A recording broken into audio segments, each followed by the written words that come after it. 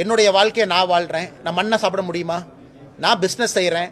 அதில் யாரையாச்சும் அடிச்சு பிடுங்கன்னா, மிரட்டுன்னா, உங்களுடைய பணத்தை வாங்கினா, இந்த பணத்தை வாங்கினா, என்னுடைய தொழில் நான் செய்கிறேன், என்னுடைய விவசாயம் நான் செய்கிறேன், என்னுடைய அரசியல் நான் செய்கிறேன். இதில் எதை தவறாக நீங்கள் பார்க்கின்றீர்கள்? நான் எங்கிருந்து சாப்பிடுவேன்? என் குழந்தைங்களுக்கு எங்கிருந்து ஃபீஸ் கட்டுவேன்? எதை செய்தாலும் நியாயமான முறையில் செய்ய வேண்டும் என்று நினைக்கின்றேன். என்னை எந்த தொழிலும் செய்ய வேண்டாம் கையை கட்டி போட்டுவிட்டு உட்கார வச்சிங்கன்னா நான் எங்கிருந்து சாப்பிடுவேன்? நாளை காலையில் எங்கிருந்து நான் சட்டை போடுவேன்? எங்கிருந்து நான் அரசியல் பண்ணுவேன்? என் காருக்கு நான் டீசல் எங்கிருந்து போடுவேன்? அதனால எல்லா வேலைகளும் நான் செய்கிறேன். செய்யக்கூடிய வேலைகளில் தவறு நீங்கள் சொல்லுங்க. ஆனால் இந்த கம்பெனி ஆரம்பிச்சிங்க, இந்த கம்பெனியில் தவறு இருக்கு சொல்லுங்க.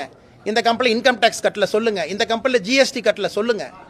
அதனால் நான் எந்த தொழிலுமே செய்யக்கூடாது என்று சொல்வதற்கு யாருக்கு இங்கே உரிமை இருக்கு?